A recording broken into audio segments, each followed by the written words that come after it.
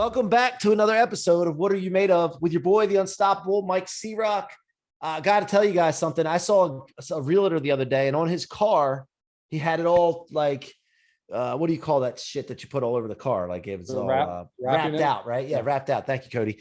And look, he's helping right away. Man, I love it.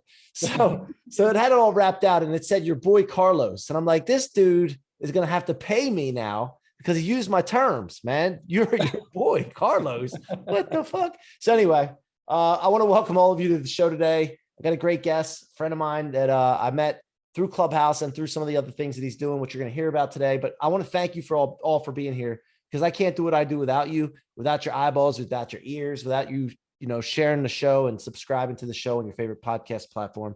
So gratitude to you, and keep coming back, keep showing up so that you can become more and more unstoppable and living the life of your dreams. So today's guest is Cody Harvey. He's the co-founder and CEO of Breakout. He's also a co-founder of Kennected. And we're going to hear more about that as we go, but let's go ahead and welcome Cody Harvey to the show. What's up, Cody? What's up, brother? Thanks for having me, man. Excited. Yeah, man. We share some time on Clubhouse, right? And we don't get to see each other's faces when we're on there, so we get to see the little picture, but it's cool to see us animated a little bit. And also in the different spaces, like this is like, I control this, like this is my house, right? Right. Different when I go into other people's houses, and then you got all these different egos and different things, and you got to try to, I honestly, besides the relationships, I go on these apps because I'm studying the behaviors of people and then trying things out on them. So like, I might be like really cool C-Roc and real friendly and loving, which that's my nature. And Breakfast with Champions on my Tuesday segment, 8 a.m. Eastern. If you're listening, you want to check in. Nice. But when I go into Cindy's room or Nelson's room, then it's like, that's their space. So then you got to try to, it's a fun little experiment, man. But I didn't know if you knew, like, that's why Grant's on there, by the way. Grant's on there because he's studying people's behaviors. Sure. It's the same thing. I could see it from a mile away because people ask why he's on there. But anyway, I'm getting off topic. Let's start. First of all, we'll get into that stuff. Let's start with the question we always start the show with. Cody, what are you made of? Man, that's a great question, C-Roc. I think it's a collection of experiences that I've had throughout my life and a collection of places that I've been, right? I've been fortunate over the last 5 or 6 years to travel to most parts of the world and to see a lot of really cool things. And, I grew up in a small farm community in the middle of nowhere, Indiana. Awesome community, by the way. But you don't know what you don't know until you get out into the real world, right? And especially when you're able to experience and see other cultures and how people interact with one another and the lessons that you can learn from being around different people from different places. I think it's a variety of things that I've picked up along that journey that has made me who I am today. Yeah, I gotta agree with you, dude. I grew up in a small town myself, and even a small college and all that. And then I started seeing people go to Miami, and I'm like, I'm gonna go to Miami. So I go to Miami, and I'm like, holy shit, people have boats like this. The different world, man. Like, how do I get that? And I don't even really care about material things, but it's just like, if anybody can do that, I know I can do that. But how do I do it? I didn't even know it was available to me. Yeah. So same thing with tech, bro. Like, you're in tech now. I didn't know I could do tech until my friend Jared introduced me to the fact that he's not a tech, tech. He's a non-tech tech founder. And I'm like, shit, man, if Jared can do it, now I'm not saying take anything away from anybody, but right. I have a high sense of what I'm available to do, man. And, absolutely. So I agree with you on that, expanding your knowingness of things, right? Yeah. And knowing is how the real world works, understanding other people's worldviews, right? Because all of us have a certain worldview. All of us are shaped differently through a collection of those experiences. But I think if you really want to find success in life, you have to take into consideration that people from all over the world see things from a different perspective. And a lot of times, just because you might disagree with how somebody sees the world doesn't mean that they're wrong or you're wrong or either one of you guys are wrong, right? It's just a matter of how that person has come to the conclusion that they've come to. And I think being able to be in so many different places and experience so many different things really allows you to have that kind of understanding, like, just because this is who I am today doesn't mean that it's going to not change or evolve over time. Yep. Everybody has their own reality, right? So to speak. Yeah. And then you get people arguing about different things, and it's like they're never they think the other person's crazy because they don't have that same reality, right? I'm with you. 100%. So what are some of the favorite places you've gone? Man, so I'm a big fan of Cuba. I love Cuba. I've been to Havana a few times. I've been to Tokyo. Tokyo is one of my favorite cities over in Japan in the world. Hong Kong. I love Hong Kong. I was actually in Hong Kong the day that the riots broke out a few years ago. Like the day that it got so bad and they had to shut the airport down was the day that I had my meetings in Hong Kong. So it's a beautiful city, beautiful people there. South America, I've been to Guyana, South America. It was a fun time. But yeah, I've been a lot of different places, seen a lot of different things. So what took you to those places? Vacation, or was it all business? All business, different projects throughout my life that I've worked on. Mostly developing relationships, right? I think no matter what it is that you're doing, and you know, we're so we've adapted so much to Zooms and technology where yes, they're a tool to have conversations and move the ball forward. But I'm a big believer that if you want to take things to the next level, it's really important that you get face to face with somebody, right? And you develop that relationship and you take time to break bread with that person and go really deep, right? Like, so in my businesses, I have people that focus on the breadth of the projects and the things that we're doing. And I try to stay focused on the depth of the things that we're doing. And to me, relational capital is probably the most important piece of any business, no matter what vertical you're talking about. If you can really hone in on developing great relationships and surround yourself with great people who can move your business forward, I think you have the right ingredients for success. 100%, man. And where did it all start for you? Man, it's a great question. I mean, if you'd asked me 7-8 years ago, would I be in the technology space? My answer probably would have been like, you're crazy, right? So I was a hustler all the way from high school all the way to now, right? Like I was buying candy bars at Sam's Club for $11.88 and flipping them for $1, 1 or 2 periods before lunch. I started a little landscaping company when I graduated from high school to help pay my way through college. I worked in the gym industry for a while. I managed a couple of LA Fitnesses here in Indianapolis, Indiana, for a quick minute. Then I just started finding myself around the right people that took time to mentor me and challenge me to throw my hat in the ring in terms of the entrepreneurial space.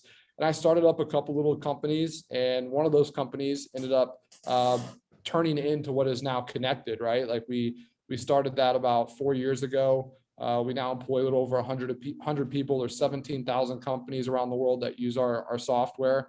So it just kind of happened out of nowhere, man. But yeah. And tell us a story. One of the mentors that, like, how did they challenge you? Like, what, can you give us an example of what happened?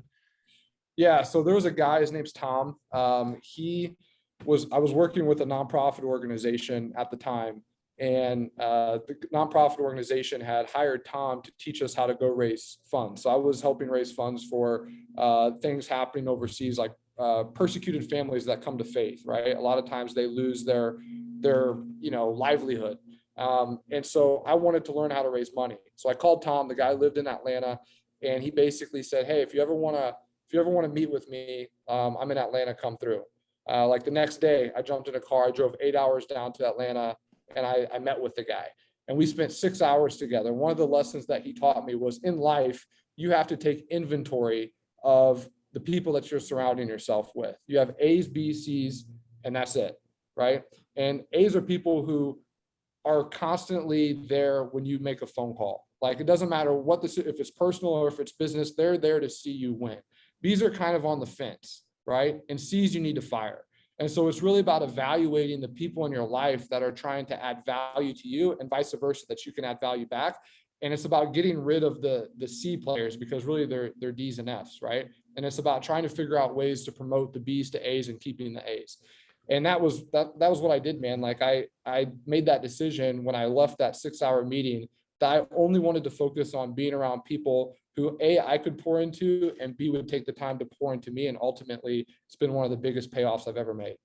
And think about this for a second, guys. Like, he just said he drove 6 to 8 hours to meet this guy. Like, where was the commitment at that time? Like, to get yourself to drive 6 to 8 hours? Like, what was going through your mind prior to that you decided that that was a good move to do. Yeah. Because by the way, that's some stuff that I've seen from me. I've seen from my partner, Jared. I've seen from some other people. And also I'll tell you, it's not just business. I used to do that for my wife when I first met her, and she was 6 hours away. I would drive just to see her for one day for 6 hours. Right. Yeah. So that's that pull, man. Like there's some kind of pull there. Yeah. Where was that commitment from? Man, a lot of people have these grandiose visions of where they want their life to be, right? Like they know that they have the potential. They know that they can make it to that next level, but they don't have the education, right? And they don't have the know-how on how to do it. But talk is cheap, right? There's a lot of people that are like, man, I want to learn. I want to do this. I want to do that, but they never take action to get to that next level. And I knew that this was a guy of action, right? And the information that he could spend 20 or 30 minutes on the phone giving me is going to be completely different information that if he actually sees me take the initiative and drive 8 hours from Indianapolis down to Atlanta to meet him, that conversation is going to be entirely different. Like he's going to, put his hand in his treasure chest of knowledge and hand it to me. And that's what he did. And I was right. So I think it's about being in a place where, yes, you know that you have the potential for more, but what is the application? What are you actually doing to prove what your words are saying? And think about this too. Like we think about it from the point of, okay, who's in my environment? Because I'm very sensitive to who I keep in my environment. Same thing, right? Yeah. But also people forget to think about themselves and think about, am I an A, B, or C player, right? Because like how can you identify the people around you if you're not focused on building yourself up to an A 100%. and committing to an A, right? 100%. Yeah. So, I think that's equally as important. I mean, that's a good point, right? Like it's not just about evaluating the people in your life that can pour into you. It's about how can I become the best version of me so that I can add the most value to the people that are allowing me to be in their circle, right? Like it's a level up game, and it's about creating a tribe. It's about creating a community of people who are just as hungry as you. And that doesn't mean that you should just get rid of people who are less talented than you or aren't on the same level as you, right? I believe there's 3 types of people that should be in your life. There should be people that can mentor you, that are above you, right? There's people that are on the same level as you, that are just as hungry as you, and you guys are chasing things together. And then there's people that you are mentoring, right? They're your mentees. They're the people that you're learning from the top and you're passing it down to the bottom, right? Because when those people come up,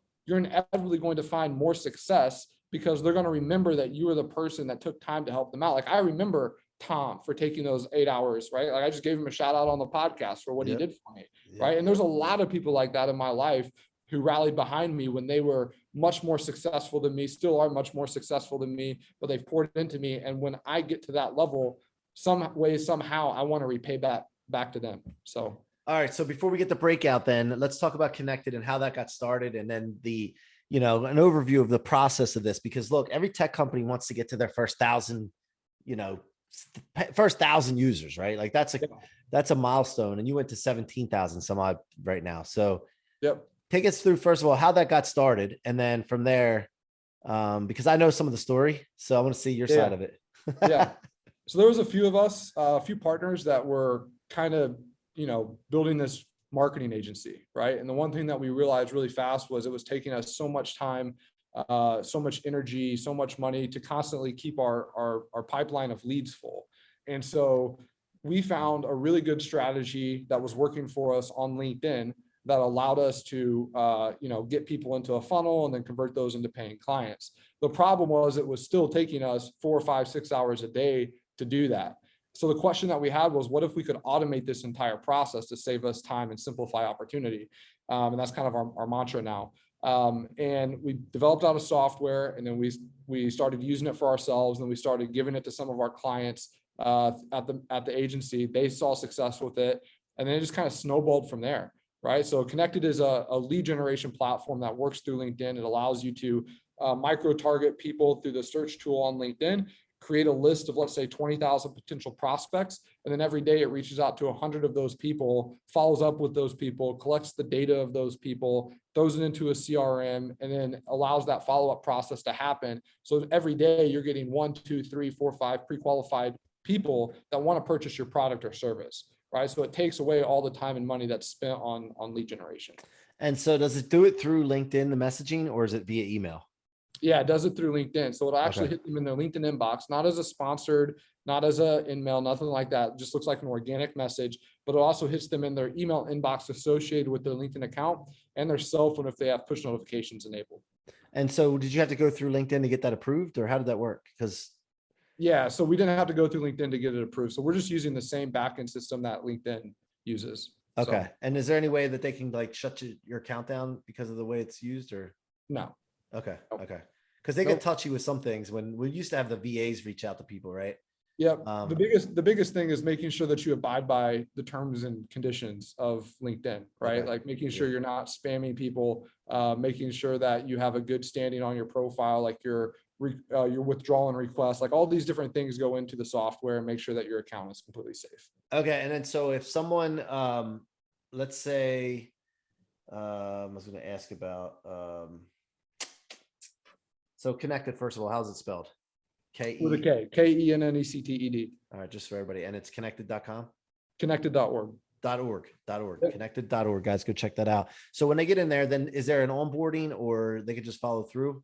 Yeah, so The they system, can basically set up a call with one of the reps at the office, and then they'll walk them through the process and hold their Okay. hand through it, right? Like we don't expect, here's the thing, business owners need to focus on their business. They don't need to focus on how to learn like this crazy software, right? So Right. everything is plug and play. We create the scripts, we help set it up. I mean, they can do it by themselves. It comes with 80 tutorial videos, but we make sure we hold their hand through the entire process. Okay. And so when you got this set up and it started to take off, how far long did it take to get to the first 1,000, or how long? And then what was going through your minds as you guys, because I'm in, obviously early stage tech right now myself too. So Yeah. I know what we think about every day. I know what we're working on, but like, I'd love to hear, just because it's kind of like camaraderie, man. You know what I mean? Yeah, Like, 100%. Yeah. I feel like I'm not alone. Yeah. I mean, I don't have the exact number for you. I mean, it was No, but probably, just like, yeah, I'd say probably less than a year. But here's what we did strategically, right? Is we knew that there was a lot of people that had a large voice on social. So we actually, in the beginning, we gave out a ton of accounts, right? Like we basically, we knew the product would work, and we knew that people would become raving fans about it because we knew it would help grow their business. So we basically gave the product out, or we gave it out at a massive discount because we knew what it was worth. And that helped really increase brand equity and brand awareness for the product, which was a really good move. The product's really inexpensive, by the way. Like it's less than $100 a month. There's no contract. There's no cancellation fees. There's no annual dues. If it works like we say it works, you'll keep it. If it doesn't, then you're not locked into anything, right? right. But with that being said, when COVID hit, people were having to lay off their sales reps for a time, right? They were trying to save a lot of money, so they were spending less on marketing. They were looking for an alternative. And so COVID was what really hockey sticked our platform to the right side of the graph, because people were looking for a different solution, and they found Connected. So Yeah, so I'll be working on that at some point, because I have some things I'm working on too, and I'll talk to you about that offline. But all right, Yeah. so Connected, go check that out. And then now Breakout is the new thing that you're working on. Yeah. And can you take us through how you decided to come up with Breakout after what Clubhouse is working on and all these other audio apps? Like, you came up with this idea after seeing those, or did you have it prior? Yeah, it was after seeing them. I'm a huge fan of Paul Davis and Clubhouse and those guys. I think they've done a tremendous job pioneering the social space, right? And there's some other great platforms out there as well. And I think we can all figure out how to coexist in our own ways. But with that being said, I turned on to the audio social networking space. I got on one of the platforms, December 31st of 2020 was the first time that I, had this idea. And I was talking about Connected, and within about 5 minutes on a stage, I generated like 17 direct messages. So I realized really quick, it was a great B2B platform. It was a great place for me to spend time and promote a product. But aside from that, a lot of my friends during that time were getting canceled off of different platforms, right? And so here's people that had spent a ton of time and a ton of money building up a brand that paid for the food on their table. And, this platform and that platform was pulling the rug out from underneath them. So we had the infrastructure built, we had the development team built, we had, operations built. And I was like, guys, what if we decided to get into the game and build out our own social networking space? And it doesn't mean that we're, the end all be all greatest social platform out there. But what if we can stay true to our mission, which is to give every person a voice and allow healthy dialogue to come into an ecosystem, right? To create progress. What if we can stay true to that?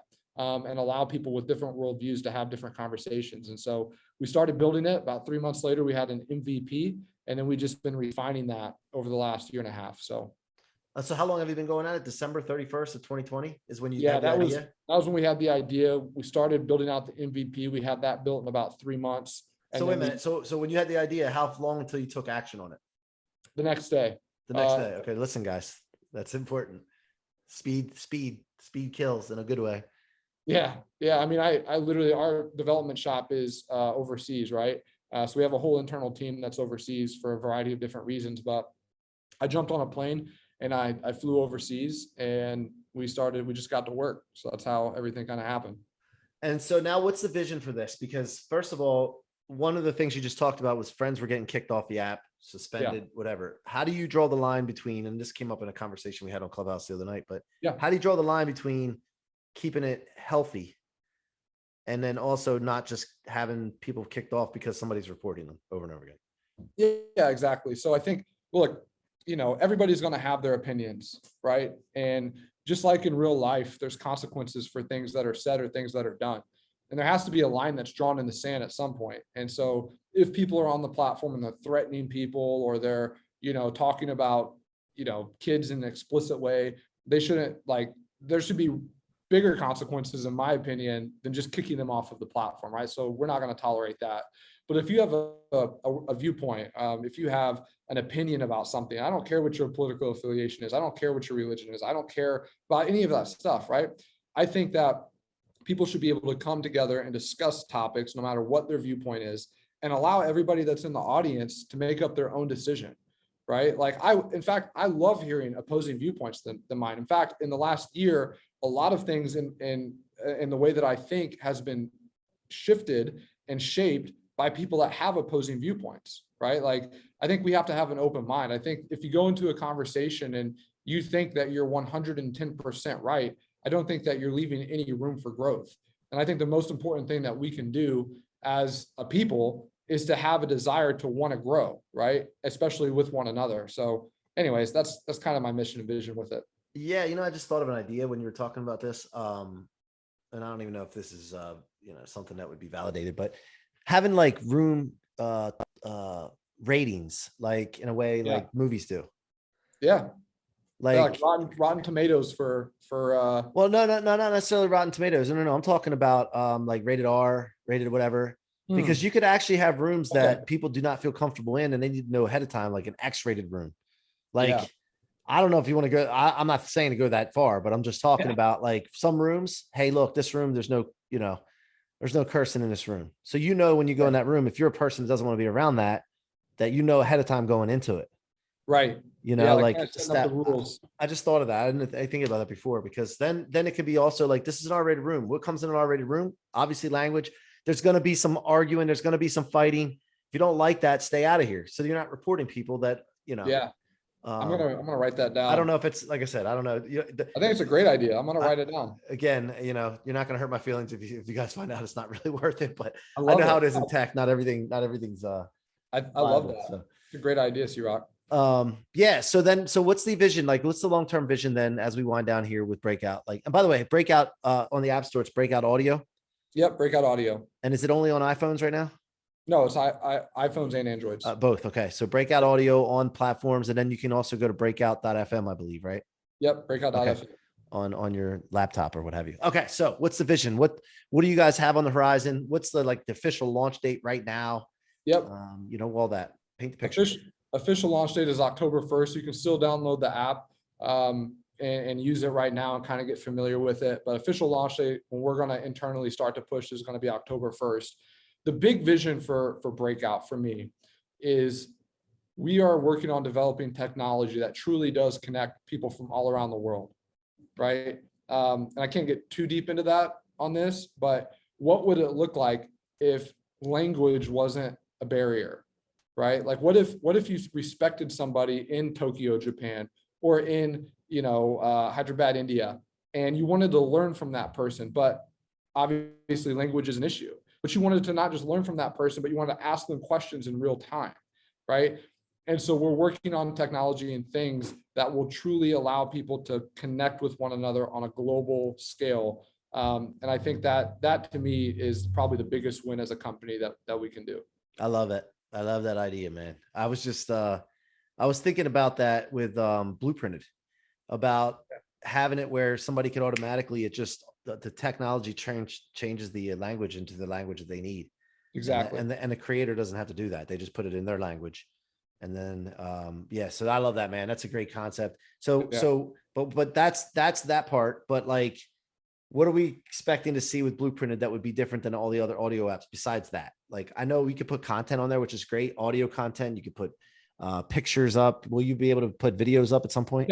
Yeah. We're going to be in the videos. video space as well. Yeah. So you'll be able to live stream and do all that.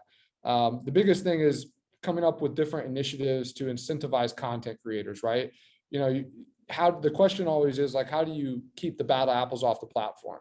Right. I'm not worried about keeping bad apples off the platform. In fact, I want the bad apples to come to the platform because maybe there's people that has such incredible content to make them a good apple, right? Like I want everybody on the platform, but I think it begins and ends with incentivizing people who can add value to the community in the form of content creation. And you got to make sure those people are taken care of, right? Like I don't want people building my platform if there's not ways for them to be incentivized through compensation, right? So we're creating a couple different models for that. Awesome. All right. How can people engage with you further? What's the best way for them to follow along with what's going on or engage with you? Yeah. So obviously if you download the Breakout app, I think I've set up as an auto follow on there. So, cause I host a lot of rooms and I want to help tutorials and things of that nature, but Instagram, I'm pretty active on that. Cody Harvey _ is my name, but those are probably the two best ways. Yeah. And you guys will see if you start a room in Breakout, Cody will pop in a lot of times. So great chance to engage with him further. You don't get that often with tech, and take advantage of that opportunity. So Cody, I want to thank you for your time, for popping on the show today. I'm looking forward to working with you and developing our relationship further in any way I can possibly help you. And so thanks for being here, man. C-Roc, you're a legend, brother. Thank you. All right, guys. Thanks for being here. Appreciate all of you. Go subscribe to your favorite podcast platform. If you like to watch these, go to the YouTube channel, Mike C-Roc, Ciorrocco. And until next time, be unstoppable.